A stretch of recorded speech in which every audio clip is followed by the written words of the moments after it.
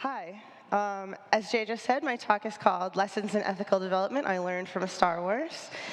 I just want to introduce myself real fast. My name is Jameson Hampton. My friends call me Jamie. I'm here from Buffalo, New York, the home of bad sports. I did this talk recently in Australia, and that joke did not get a laugh there, so I'm pleased. It's possible if you recognize my voice. It's because I'm a panelist on Greater Than Code. It's a podcast about technology and the human side and how it meets.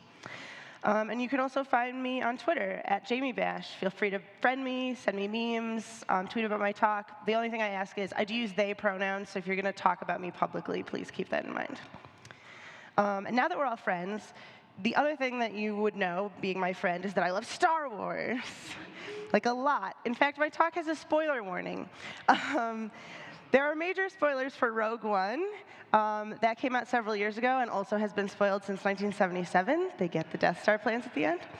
I'm also going to do spoilers for Star Wars Rebels.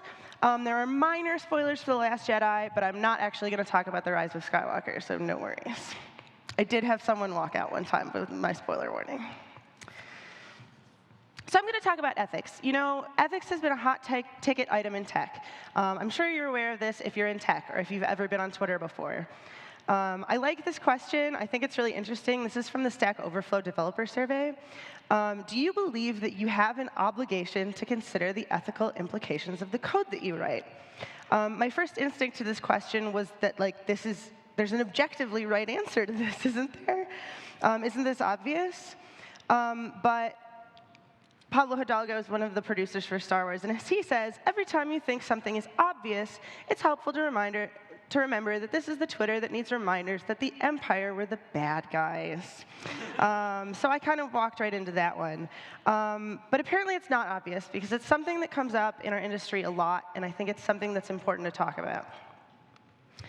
And I'm going to talk about some of it in the context of Rogue One. I really love Rogue One. And I was really excited when it was coming out.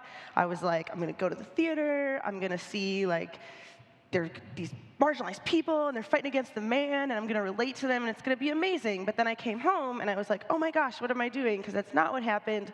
The person I related to most in Rogue One was this character, who, even if you haven't seen the movie, you can tell that he's a villain because he's wearing a white cape. And so I had this kind of realization about myself, and it got me thinking. Because Star Wars is a pretty classic story about good and evil. In fact, at first glance, maybe you don't have a lot of room for neutrality. If you've never seen Star Wars again, you can look at this picture, and you know who the good guys are and who the bad guys are. And so it makes me feel like, OK, well, I don't think I'm a bad person, so I'm not going to do any bad stuff. No worries. Check. Done. But obviously, life's not like that, and somewhere along the line, I got feeling like, OK, well, it's not really this simple. This is a tweet storm. It's actually from just after 2016 in the presidential election. Kate Crawford's really smart, and you should follow her and read all of her stuff. But she had these tweets talking about developers being asked to build something that's unethical, and rarely talking about it. The tech industry, she said, already builds tools for predictive policing, criminal justice risk scores, tracking refugees. Will you be the one to build the Muslim registry, or work on locating undocumented workers, or deploy facial recognition to identify protesters? Talk about your bright lines, she said. And this really got me thinking. It really kind of made me start to realize that not everything is so unambiguous as it seems in Star Wars. Good people do bad things, sometimes for misguided reasons, sometimes because they don't think about it and they don't realize what they're doing. And the more I started to think about how there was a lot of room for ambiguity here, I realized that even in Star Wars, it's maybe not as unambiguous as it first seems. Because this guy, Darth Vader, actually this guy, Anakin Skywalker, spoilers, he was a war hero in the Clone Wars. In fact, pretty much all the villains in Star Wars were originally heroes, people who became villains because of the temptation of the dark side, or because they were tricked by the dark side, because people are easy to trick. But even if you're not a villain, you're a Jedi, you're good, you don't have to worry forever. That's totally not how it works in Star Wars either. All of the good guys who stay good face temptation too. You've got Luke Skywalker, Darth Vader comes and is like, I am your father, let's rule the galaxy together. Like, that's pretty tempting.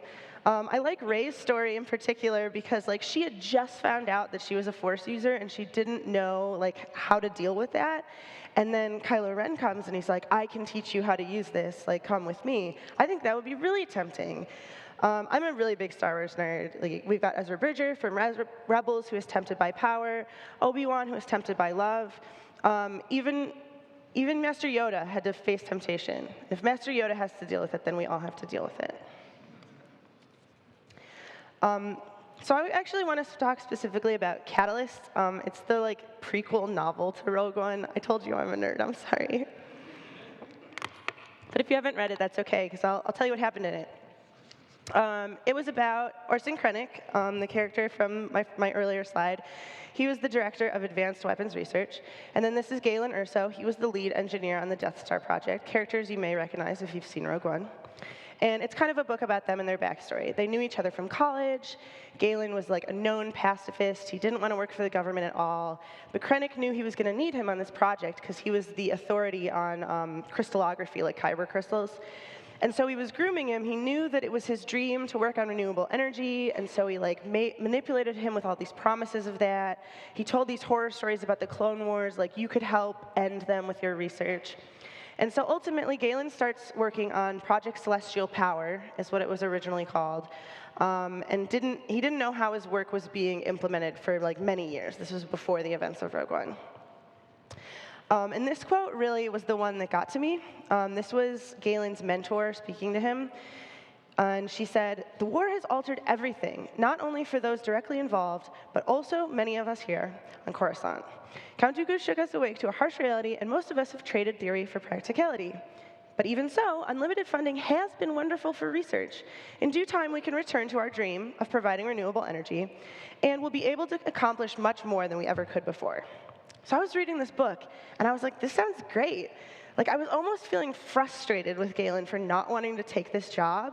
And then I was like, oh, no, this is the Death Star project. I even knew it was the Death Star project because I know how this ends.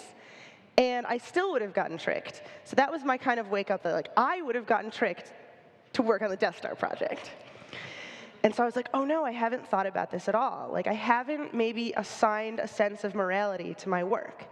And if you think of your work as amoral, not like immoral, but just like amoral, unrelated to morality, it's dangerous, because you might not realize that you're treading into like dangerous waters. So it got me thinking about self-accountability. It's too easy to be like, it's a great opportunity, why not?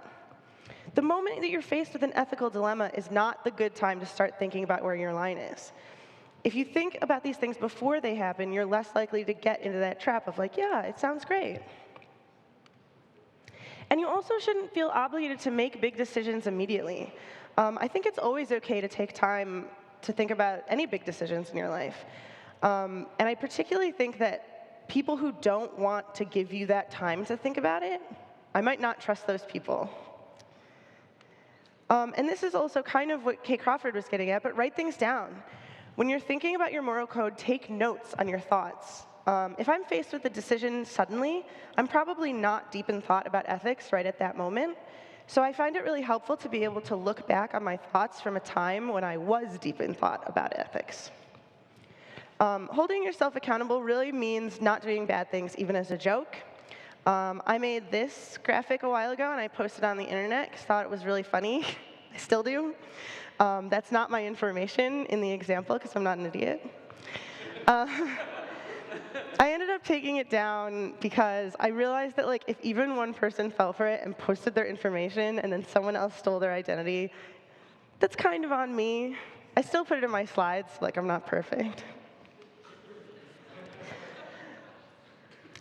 I read a lot while I was researching for this about like a process for making ethical decisions, because I talk a lot about this idea that we have to think about our decisions, and it can be really helpful to have guidelines. So these guidelines, I think, are really helpful. They're from Michael Davis. He's a philosophy professor at the Illinois Institute of Technology, and he has this 7-step process. So I'm going to go through the steps. Step number 1, state the problem. That could be something like, I don't know, this makes me feel kind of uncomfortable. Or how could this work be misused in some way? Then check the facts. Some problems really disappear once you look at all the facts, but others become bigger. Identify relevant factors. This might be people involved, laws, professional codes that you have to adhere to, or practical constraints. You have to develop a list of all your options so that you can go through them. And then test the options. I think this is the really interesting one. He goes through several different tests, like thought experiments you can do. The colleague test, like, would my colleagues agree with my decision on this? The harm test, does this cause less harm than the alternatives would? The publicity test, would I want my choice about this published publicly in a newspaper? The defensibility test, could I defend my choice against a committee if I had to? What would I say? The reversibility test is actually my favorite. I think it's really interesting. Would I still think that this was a good idea if it ended up affecting me negatively on a personal level? After you've thought about all of these things, you do have to ultimately make a choice. But that's not the last step. The last step is review your choice. How do I feel about my choice after the fact? How can I prevent someone else from having to make a choice like this in the future?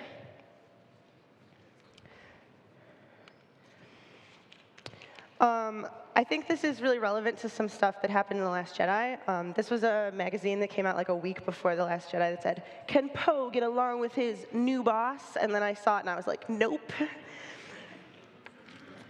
But it's interesting to think about Poe Dameron because I think he's like a legitimately good person. I really think that he has the best interests of like the rebellion in heart. But he messes up really big in The Last Jedi because he makes all of these decisions and he didn't have all the information and ends up making them vulnerable. And so the fact is that like you can truly believe that you're doing the right thing and you can still mess it up, especially if you don't have all of the information. It's what happened here, and actually it's kind of what happened in the Rogue One story too. So that's why I think like reviewing the choice is so important. And it gave me lessons about the ethical process. The first one is the lesson from Poe. You should get as much information as you can before making a rash decision. That's in the early stages of the step process. But I think there's more. I think if you're in a position of power, it's important to consider transparency with the people that you work with. Yes, Poe made mistakes, but if Admiral Holdo had been more open about the plan, she also may have been able to prevent those mistakes from happening. Letting others around you see the whole picture enables them to make more ethical decisions too, because the steps don't really work if they don't have all of the information. And that's part of self-accountability in a way. And maybe, despite your best efforts, you're still going to screw up. And so the lesson from Yoda in The Last Jedi is the greatest teacher failure is. That's why the review your choice is the last step. If you mess up, you have to make peace with it. The only thing you can do is try to make it better in the future. This is a tweet from a friend of mine, and she says, the question should always be, should we build the thing, not can we build the thing? I believe we can build mostly anything. But knowing how something fits in our society and how it will impact us requires more nuance. I think as developers, we tend to get very caught up in this, like, can we do it? Can we figure it out? There's an interesting problem. There's a puzzle. I'm going to solve it. I get that. I feel that way. But the time to realize that the thing you've built or helped build is horrible is not after you've already made it. This slide is called woe is me, because it's not just in fiction that this happens. Nonfiction is like more depressing to talk about, which is why we are going to mainly talk about Star Wars. But I think it's important to note that like this is like real life stuff. The slide is called woe is me because that's a quote that Einstein said after he heard about what happened at Hiroshima. He didn't actually even work on the atomic bomb, but he did. His research supported it, and so he had like regret about that. Mikhail Kalashnikov invented the AK-47. He felt a lot of responsibility for the people who died at the hands of his invention. He said before he died that he wished that he had done farming instead. And Cameron Logman came up with the chemical for pepper spray. It was meant to be used as a weapon, but after seeing how it was used, he regretted being a part of that. He said, "I have never seen such an inappropriate and improper use of chemical agents." So this is like real stuff, kind of like this slide's a downer, but it's like important to remember that you can't control how other people will use your work. Once it's out in the world, it's out in the world, and it's hard for you to stop kind of the flow of that. That's particularly true in our industry because code is like very easy to repurpose. So like once you decide what is important to you, you have to think about like what other technologies are similar enough to what you're working on that they could be repurposed. What do I mean by that?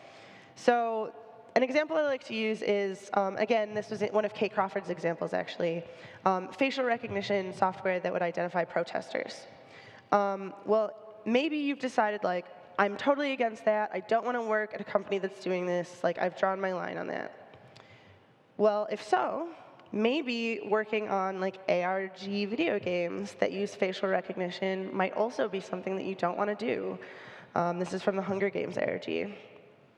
I do want to note that this is based on how important it is to you. I've had a couple people come up to me after and say, like, I don't think the video game metaphor was a good example. Like, I don't think it's reasonable to put video games off the table. Personally, I disagree. But if you have considered the implications, and you've decided that, like, you've thought it through and you don't want to turn it down, like, I'm not really here to try and change your mind about it. I just think it's so important to like think about what you're getting into and make sure the decision you make is very informed. This is, again, exactly what happened in Catalyst, by the way. He signed up to a project, and it was repurposed for other things. He would not have signed up if he had known what they would use it for. This is another real-life example. I think this one is really interesting. So LIRA is an open-source software management program. And last year, they implemented a change in their license that would prevent it from being used by companies that have contracted with ICE because of like the allegations of human rights abuse. And so they put this out. They listed several high-profile companies specifically. And it caused huge divisiveness in the community. Someone wrote this quote that I don't agree with. The LIRA project's choice is destructive of one of the deep norms that keeps the open source community functional, keeping politics separated from our work. The decision ended up being reversed a day later. So this happened only for one day. I don't really think it's helpful to debate the validity of this particular decision, but I do think it's interesting to see like folks that were thinking about this and what the reaction was like. I find this idea of keeping politics separated from work very scary. Because it's not actually possible. Politics are always intertwined with our work. I think we can either acknowledge that and accept it and be smart about it, or like live in denial and then be unable to implement accountability. This is the problem that I think arises when you think of your work as secular from morality, as I mentioned earlier. Malevolence versus carelessness. I really love this quote. Any sufficiently advanced neglect is indistinguishable from malice. I think that's really true. If you create a city out of straw, you don't need an army of people to come down and destroy it. One person can just burn the whole thing down. InfoSec happens to like work in a similar way. If you create a system that's compromisable, it's like building a city out of straw. You don't need a whole army of people. Just one person can exploit it, and then it's too late. Like, it's already been exploited. And I think, interestingly, organizations as a whole can be like this, too. We've talked a lot about thinking about morality or ethics. If 99 people at your company just like aren't thinking about ethics, then one person, a person like Orson Krennic, could come in and convince them to build something that's unethical. And they might go along with that because they haven't placed accountability in their system. Algorithmic bias is a huge problem. I could do a whole talk on this, but I only have time to do one slide on it. But it's a problem that's caused more by carelessness than the malevolence, or at least that's what I'd like to believe, hopefully. What do I mean here?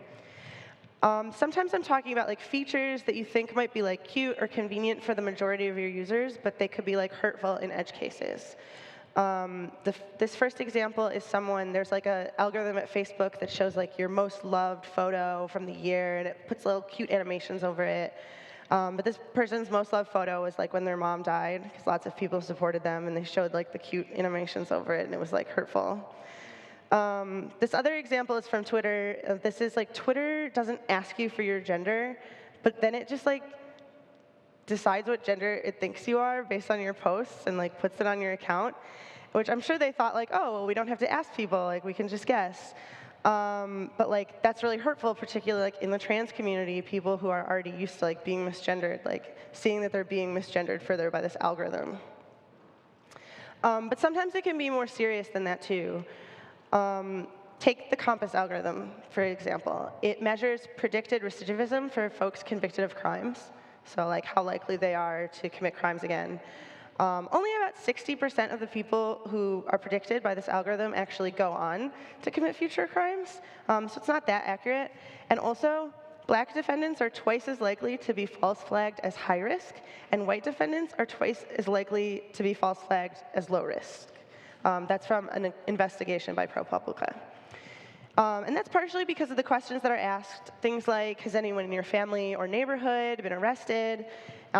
Since we have like black people getting incarcerated at 6 times the rate of white people because of racial profiling, they're more likely to be considered a risk even if they've never had any trouble with the law before.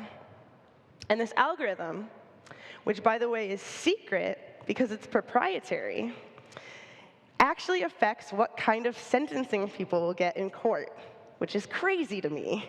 That's so bad. And it's got this like bias built into it. Again, I could talk about this forever. These are 2 books that I've read on this topic that I really recommend. I will post these afterwards. So we've been talking a lot about people who like lack a moral code. Hopefully we've established that that's not you. You know, you want to do good, you care about the people that your algorithms could affect. But what if like it's your boss?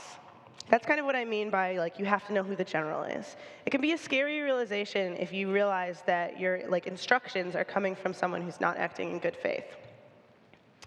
So again, I turned to Star Wars for answers, because there's no more morally corrupt employer than the Empire, and they employed so many people. So if you find yourself in one of those situations, there's different things you can do. You know, you can sell out, you can quit. We know how Galen Erso dealt with his guilt.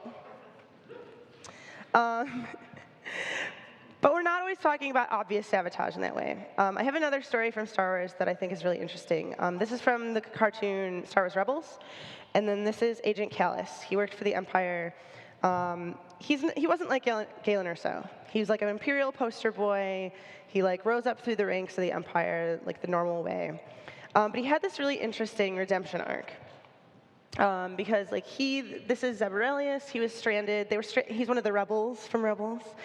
They were stranded together. They had to work together to survive. They began to respect each other. That's like a story you've heard. I'm actually not crazy about that kind of story normally. I think it puts a lot of pressure on like marginalized people to find common ground with oppressors.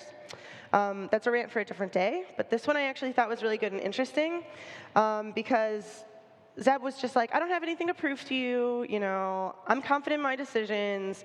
He kept his cool, like, but not because he owed it to him.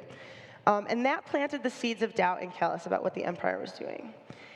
And at the end of the episode, Zeb has a tearful reunion with his friends. They come to save him. It's very emotional. And Kallus has to find his way back to the Empire alone. Nobody, like, noticed or cared that he was gone at all. So obviously something got through to him, because he ended up defecting and then feeding Imperial secrets to the rebels as like Secret Agent Fulcrum, which I think is really interesting. Because it's like really about where you can do the most good. You could quit. An argument I see against quitting is like, well, it doesn't matter, they'll just replace you. Like if someone's gonna do it, it might as well be you. I guess I disagree with that. Maybe if you're specialized enough, it might be hard to replace you. That's what happened with Galen Erso. They had to pull him back in to finish the project. But even if you're not irreplaceable, your efforts can be better used elsewhere. Wedge Antilles is another person who worked for the Empire. He was a pilot. He quit. His absence didn't hurt the Empire. They had other pilots.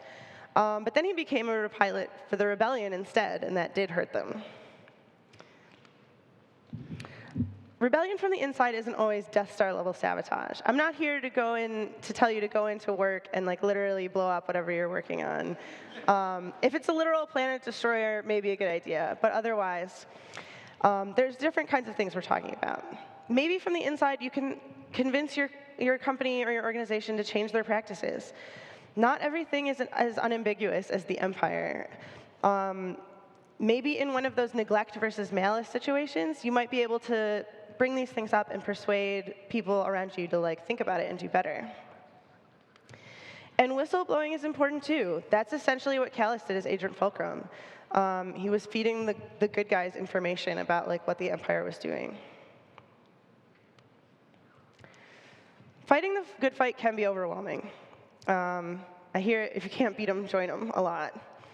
And I get that. Like, when people are scared, it feels easier to do things that you don't feel comfortable with because there's pressure. It could affect you. We talked in the open space today about, what was the phrase? Someone shouted out from the burnout open space.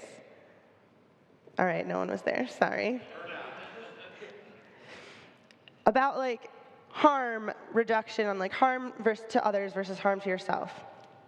So I get that. There's something attractive about getting in with people that might oppress you. Then like someone else is in the line of fire and you are safe. Moral injury. Moral injury, yes, thank you. This is especially true for marginalized people. There's a huge pressure to be like one of the good ones. It's really stressful, actually.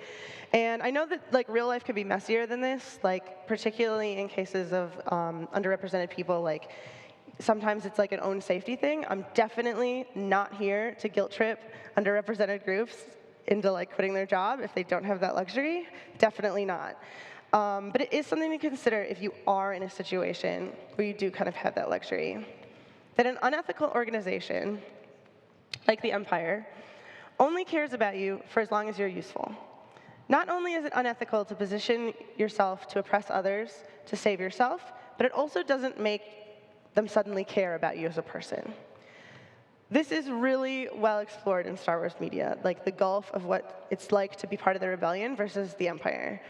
Rebels is still a great example. It's really about a family, people who care deeply about each other. And time after time, I can't help but marvel over how awful it sounds to be part of the empire. Nobody seems to have meaningful relationships with each other. Everyone is rooting for everyone else to fail so they can seize power. It's hyper-competitive all the time. If you get higher ranking, they still don't care about you. In fact, then more people want you to fail. Orson Krennic is a really prime example of this. I'm coming back to him at the end because like it really got to me seeing Rogue One. I related to Krennic in a lot of ways. He was an ambitious person, he loved networking, and he was good at it. He made connections between people.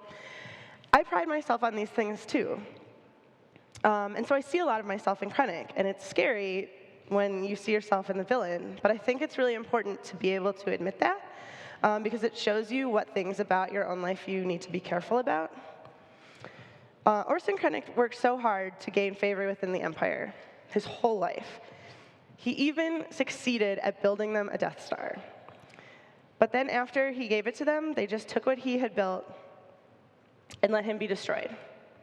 He spent his whole life being the villain, and what did he have to show for it at the end? Absolutely nothing. So it's my conclusion.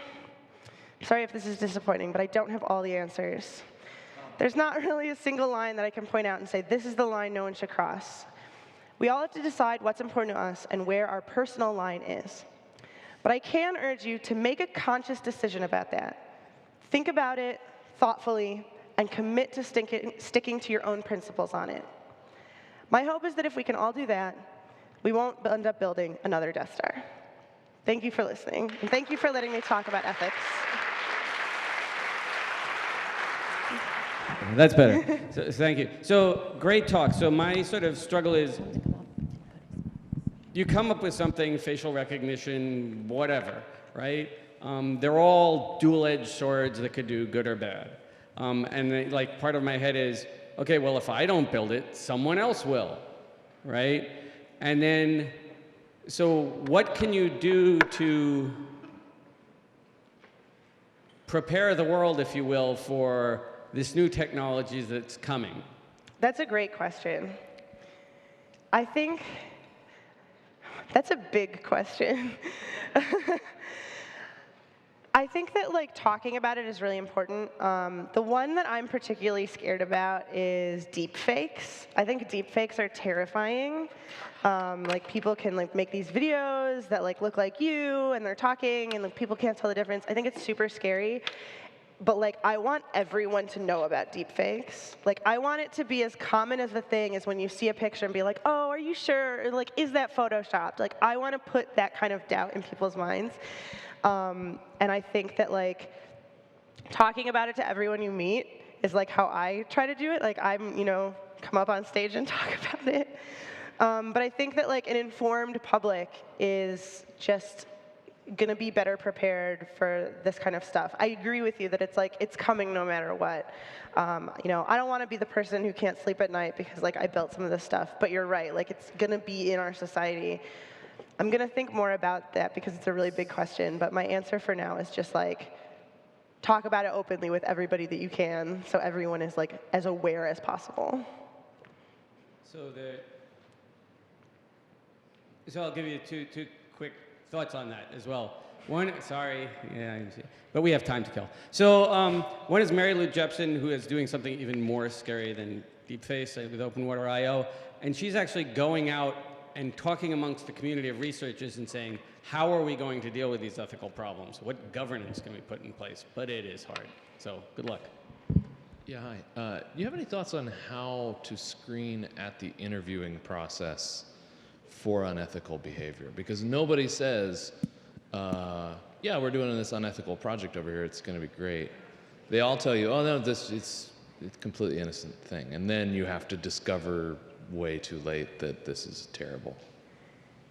Yeah, so the question was, how do you screen at the interview stage for things like this? And I think that that's tough. I think that in some cases it's not really possible, unfortunately. Like, we could also talk for a whole hour about like the interviewing process in our industry and how it's kind of flawed in a lot of ways. But this question is interesting because actually someone asked me this recently. My dad asked me this recently because he's interviewing, and he had like a job that he was interviewing for, and he's like, what questions would you ask in the interview to get at these things he was worried about, like military drone kind of things? And I was like, I would ask the company for like a list of their 10 biggest clients. I think that's like a really reasonable thing to want to know, and like information about like who they're supplying to, like what's military, what's not. It's good information, and like it's not that you this is kind of the whole point of my talk, is that like it's not that you have to make a certain decision, but like having as much information as possible and like teasing that out. I think like there are some ways you can do that, but I agree with you. If you're at somewhere that's like totally unethical, like if they lie to you, then you're just screwed and it sucks. So I feel that interviewing is really hard. I'm not working and I'm gonna have to do it. Someone recruit me.